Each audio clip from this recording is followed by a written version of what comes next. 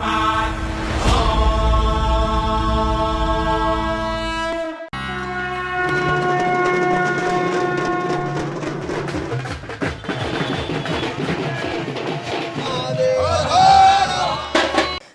मैं शालिनी और आप देख रहे हैं टुडे एक्सप्रेस 24/7। आइए बढ़ते हैं आज की बड़ी खबर की ओर। दुनिया के सबसे बड़े मानव समागम महाकुंभ में आखिर कहां से आते हैं नागा साधु?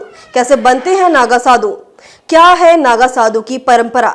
नागा साधु का एक योद्धा के रूप में जिक्र किताबों में भले ही कम मिलता हो, लेकिन इतिहास गवाह है कि जब जब धर्म को बचाने की अंतिम कोशिशें बेकार होती दिखी हैं, तब तब नागा साधुओं ने धर्म की रक्षा के लिए न सिर्फ हथियार उठाए हैं। महाकुंभ में अमृत स्नान की शुरुआत भी सभी अखाड़ों के नागा साधुओं से ही होती है। नागा साधु घोर तप से जीवन में सब कुछ त्याग चुके होते हैं और ऐसे में वे सबसे पवित्र माने जाते हैं।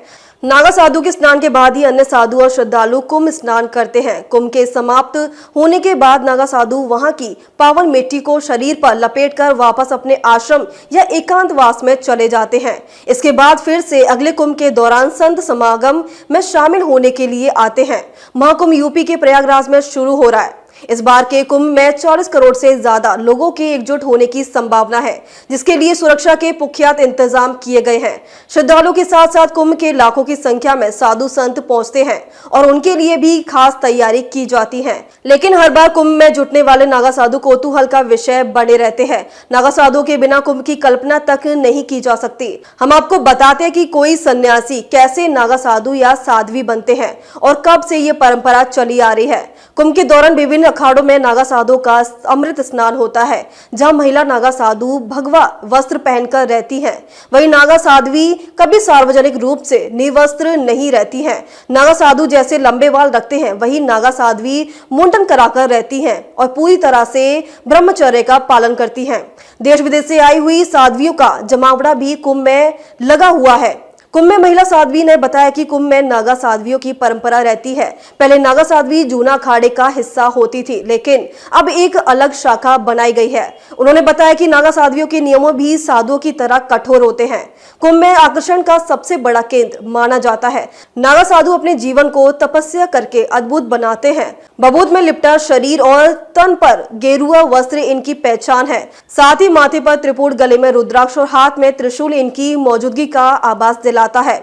ज्यादातर नागा साधु शिव और शक्ति के उपासक है, जिनके अध्याय की शुरुआत ही उनके अंत से होती है। वह एक एक करके अपने परिवार, रिश्तेदार और दुनिया की तमाम विलासता को त्याग देते हैं। तब जाकर वह कहीं नागा की उपाधि मिलती है। जिस साधु ने जीते जी अपने हाथों अपना अंतिम संस्कार कर दिया हो, आखिर उनके जीवन का उद्देश्य क्या होता है?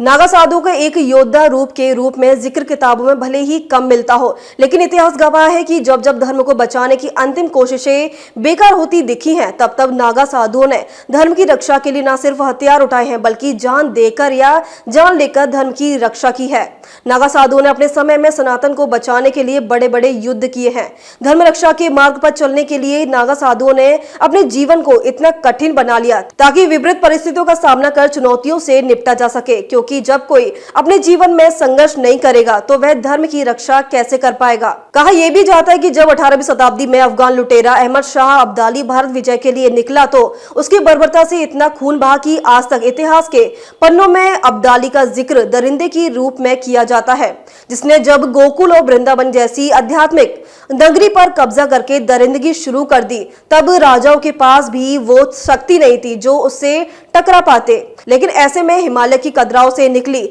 नागा साधु ने ही अब्दाली की सेना को ललकारा था। उस दौरान की गजेटियर में यह भी लिखा है कि 1751 के आसपास अहमद खान बंगस्क ने कुंभ के दिनों में इलाहाबाद के किले पर चढ़ाई की और उसे घेर लिया। हजारों नागा सन्यासी उस समय स्नान कर रहे थे। उन्होंने पहले सारे धार्मिक संस्कार पूरे किए, फिर अपने शस्त्र धारण कर बंगस की सेना पर टूट पड़े। 3 महीने तक जमकर युद्ध चला और अंत में पवित्र नदी प्रयागराज की रक्षा हुई और अहमद खान बंगस की सेना को हार मानकर पीछे लौटना पड़ा। नागा साधु पूरे भारतवर्ष में जहां जो काम ना होता वहां वो अड़ करके उस कार्य को सफल कर देते हैं, चाहे रिद्धि के द्वारा या सिद्धि के द्वारा या फिर तन के द्वारा। 1667 के आसपास औरंगजेब की सेना ने हरिद्वार के कुंभ के दौरान आक्रमण किया था। तब भी नागा सन्यासियों ने उनसे लड़ने के लिए मोर्चा संभाला था। कभी जोधपुर की ऐसी कहानी मिलती है जहां हजारों नागा सन्यासी ने अपनी जान देकर धर्म की रक्षा की।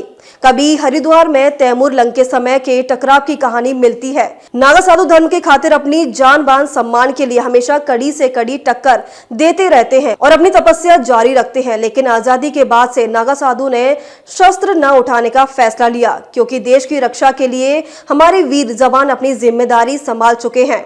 फिर भी आज इन साधुओं को गुरुओं की ओर से शस्त्र चलाने की शिक्षा दी जाती है। कुंभ के दौरान भी नागा साधु बनाए जाते हैं और हर जगह हिसाब से इन नागा साधुओं को अलग अलग नाम दिए जाते हैं। प्रयागराज के कुंभ में नागा साधु बनने वाले लोग नागा, उज्जैन में बनाने वाले को खूनी नागा, हरिद्वार में बनने वाले को बर्फानी नागा और नासिक में बनने वाले को खिचड़िया नागा कहा जाता है। नागा बनने की दीक्षा लेने के बाद साधुओं को वरीयता के आधार पर पद भी दिए जाते हैं। इन साधु में कोतवाल पुजारी, बड़ा को तबाल भंडारी, कोठारी, बड़ा कोठारी, महंत और सचिव के पद होते हैं, जिनमें सचिव को सबसे अहम माना जाता है। नागा अखाड़ों के आश्रम और मंदिरों में रहते हैं। साथ ही कुछ नागा साधु पहाड़ गुफाओं में जीवन बिताते हैं। अखाड़ों के आदेश से ये साधु पैदल भ्रमण करते हैं। इसी दौरान झोपड़ी बनाकर धूनी भी रमाते हैं। नागा साधु जिस राख को लपेटते हैं वो कई बार चिताओं से ली गई मुर्दों की राख होती है, जो कई बार जिस धूनी के सामने वो बैठे रहते हैं उसी की राख को मल लिया करते हैं। नागा साधु ने बताया कि नागा बनना आसान नहीं होता। अपने शरीर का अंतिम संस्कार और पिंड दान करने के बाद संन्यास की दीक्षा ली जाती है। कई प्रक्रियाओं से गुजरने के बाद आखिर लिंग तोड़ने प्रक्रिया सबसे अहम होती है, जिससे अपने काम को वश में कराने के लिए लिंग तोड़ दिया जाता है। लेकिन यह प्रक्रिया क्या होती है, ये नागा साधु ने बताने से इनकार कर दिया। उनका कहना है कि यह एक गुप्त प्रक्रिया है जिससे सार्वजनिक तौर पर नहीं बताया जा सकता। अब तक के लिए बस इतना ही। फिर होगी आपसे मुलाकात, तब तक के लिए नमस्कार और देखते रहिए टुडे एक्सप्रेस 24x7।